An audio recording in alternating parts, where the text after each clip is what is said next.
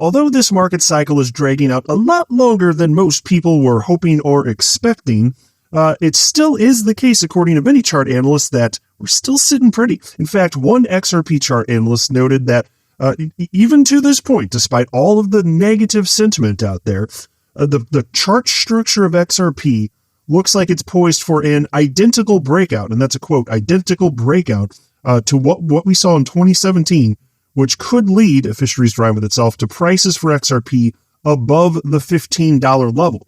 Now, I don't myself make price predictions for anything. XRP, Bitcoin, doesn't matter what the coin is, nothing. I admit I don't know what's going to happen in the short term also, but my conviction has never been stronger that XRP, just let enough time pass, that mofo is going on a chart up and to the right. The fundamentals for XRP have never been stronger. I also do not believe that we're in a bear market or about to enter bear market. I think it's very clear that if you look at the backbone of what causes markets to rise and fall, which is of course global liquidity, look, we're around all-time highs right now, and every indication on the planet says, hey, not just are we at all-time highs, but it's going to increase, and it's going to increase at an exponential rate.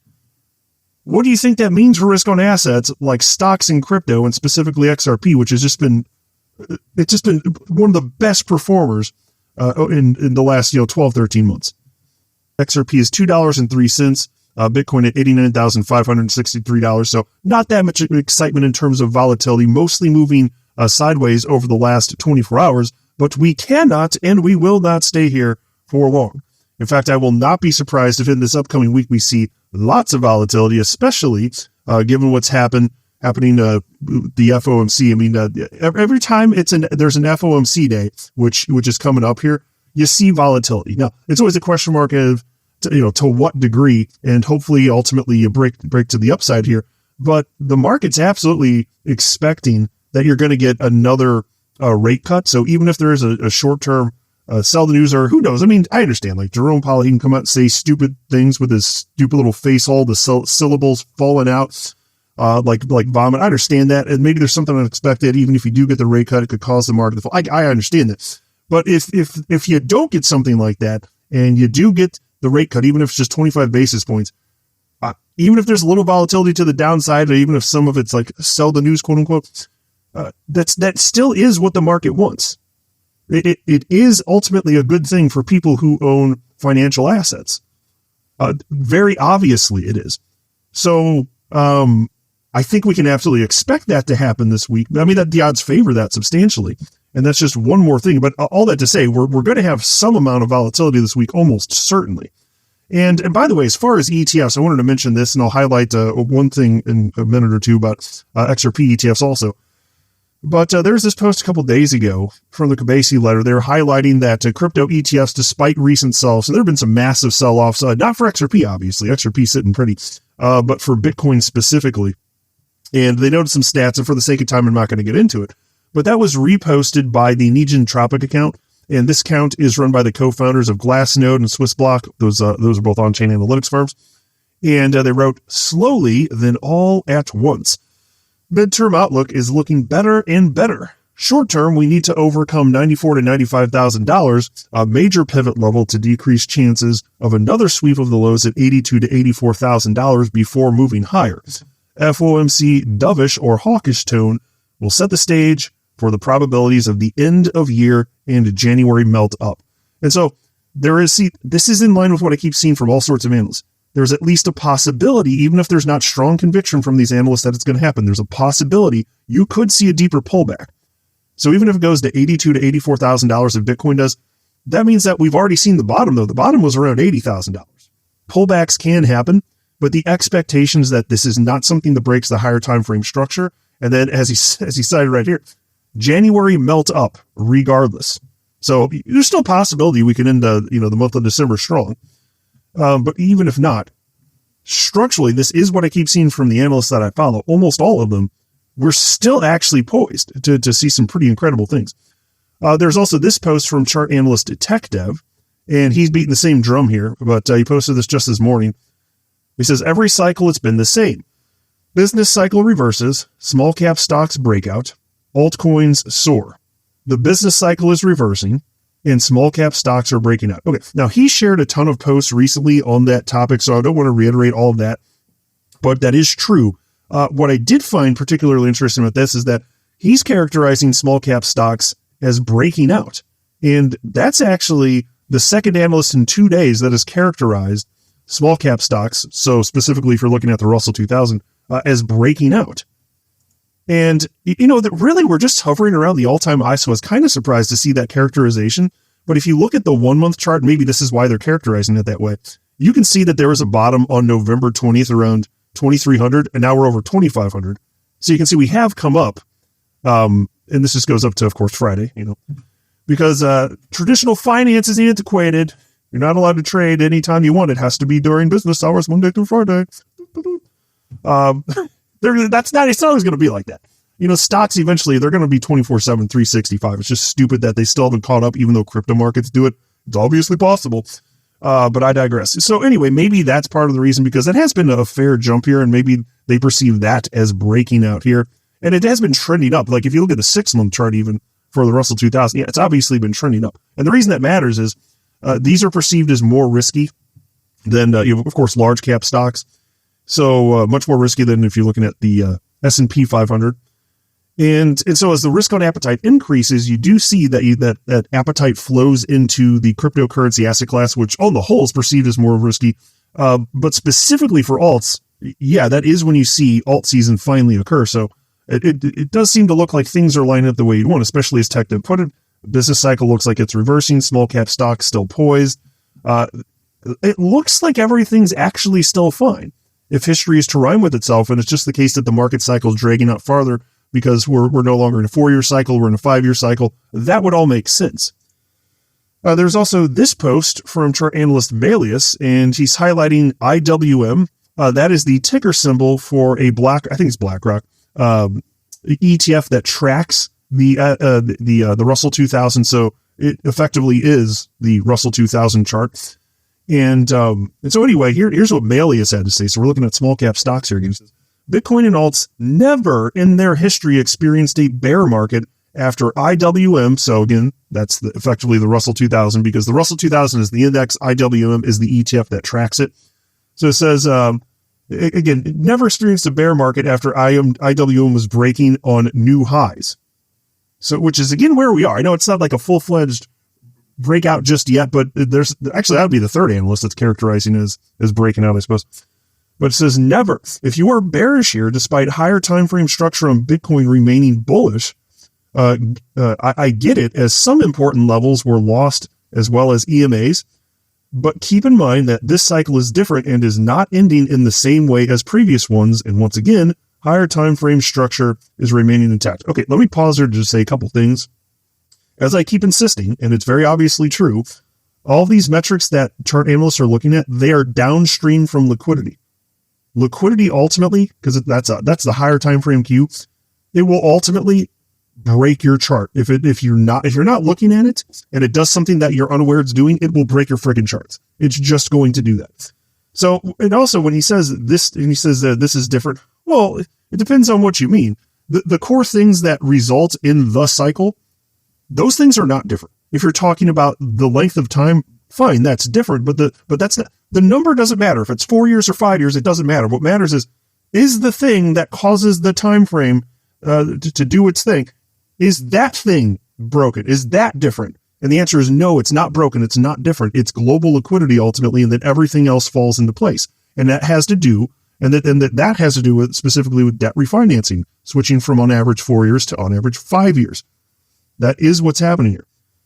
But he says here, so cycle is extending into 2026 and you can't do anything about it. Meanwhile, IWM is heating the engines for a breakout on new highs. Lower time frame may stay noisy for some time, but higher time frame direction is clear, and I believe Bitcoin and alts do make new highs in 2026. So he's ultimately thinking much, much higher ultimately. Then you had this from Crypto Michael, who said Bitcoin capitulation at record levels. This typically marks bottoms.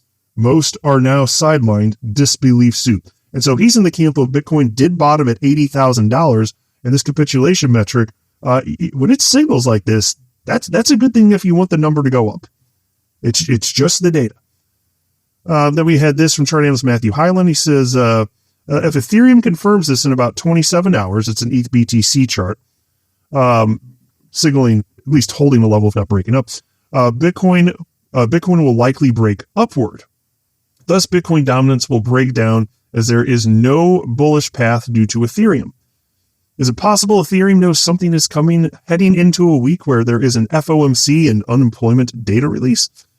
Well, I don't buy that last part, but he's one of many analysts that I've seen pointing out that ETH BTC is looking strong. And if you're an XRP holder, that matters because historically, anyway, Ethereum breaks first and then XRP ultimately follows.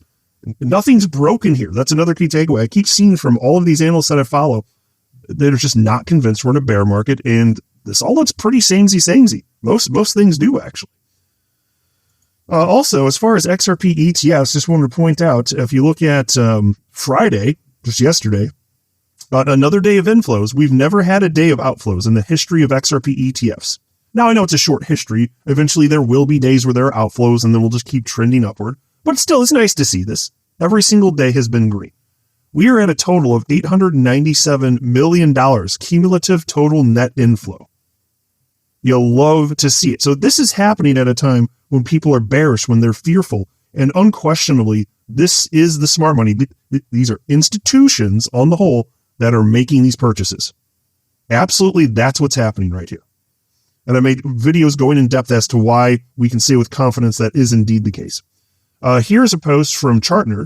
It says, XRP, it's pretty simple. Hold the weekly super trend, then we push to new all-time highs in early 2026. Lose the weekly super trend, we zoom out to the monthly super trend for support to rocket in later 2026. But either way, macro outlook is up. So there's yet another analyst who, by the way, he's still calling for XRP to peak upwards of $27. It's not what he says in this particular post, but he is consistently, even in very recent times, highlighting that. He is not wavering in that. So he's in the camp of, guys, no, we're not in a bear market. That's a stupid idea. That doesn't make sense. Things are still heading upward. Here's a post from chart analyst Javon Marks, XRP USD chart on your screen here. He says XRP's level of pursuit, after displaying a highly identical breakout to 2017, can be to and above the $15 levels. This means that there can be much more in the tank, such as another over 600% gain incoming.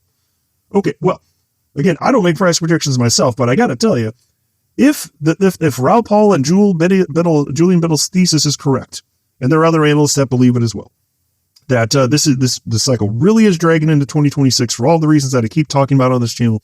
If that's the case, you're going to have a full-fledged alt season, and it would be, you just have to be a silly little goose to think that XRP is not going to go along with that. You silly goose. Of course it's going to go along with it. It would make no damn sense all up in this bitch to believe that the rest of the alt market goes, but then XRP's like, no, I had my butt bleeding. No, I'm just going to sit on the sidelines here. No, folks, none of that makes sense. The whole market's going to go. And the cool thing is XRP is primed. It's got legal clarity. Fundamentals never stronger than before. Whales are positioning. There's so much evidence of that. That's what the smart money does. They get in before the big moves. They're absolutely anticipating this thing is going to break to the upside dramatically. And history tells us that XRP historically, per market cycle, gets one big burst, then it moves sideways, then it gets a second big burst. Is this time going to be different? I doubt it. I think it's probably going to move to the upside. Here's a post from chart analyst E. Greg Crypto. He says, XRP perspective matters. Same chart, different time frames. Totally different signals. Weekly support. Support holding bullish tone. And so what you can see is each one of these candles, this is it's 1 week. And if you look at the trend lines, he's like, okay, looking pretty good, hanging out above there. But then if you switch it to this one right here, you can see it's falling below the trend line. That's the 5-day time frame. So you can see right there, 5-day time frame, bearish candle, bearish pressure visible. And so he says, always zoom out. The bigger picture tells the real story.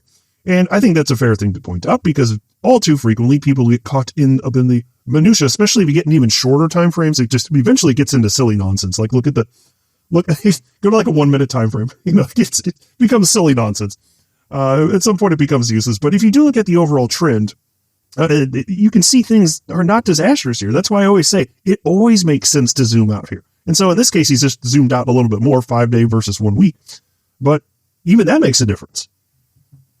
Big picture, nothing is broken here. Full steam ahead, my friends.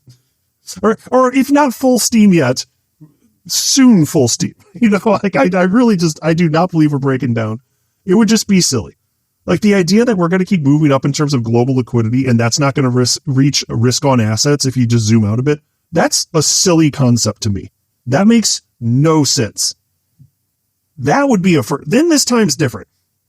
Money sloshed around everywhere, all willy-nilly. And it's going to, where is it going to? If it's not going to the risk on assets, liquidity at an all-time high, it's got to be allocated where is it going to? Beanie Babies? Where's it going? Tell me where it's got to go somewhere. We think it's just going to sit in cash? Like, what do you think is happening here? I'm telling you, when the system's flush with cash, people have an increased appetite for risk. When that happens, risk on assets thrive. Crypto is risk on. Therefore, number go up. I'm not a financial advisor. You should not buy or sell anything because of anything I say, right? That would be a very, very, very bad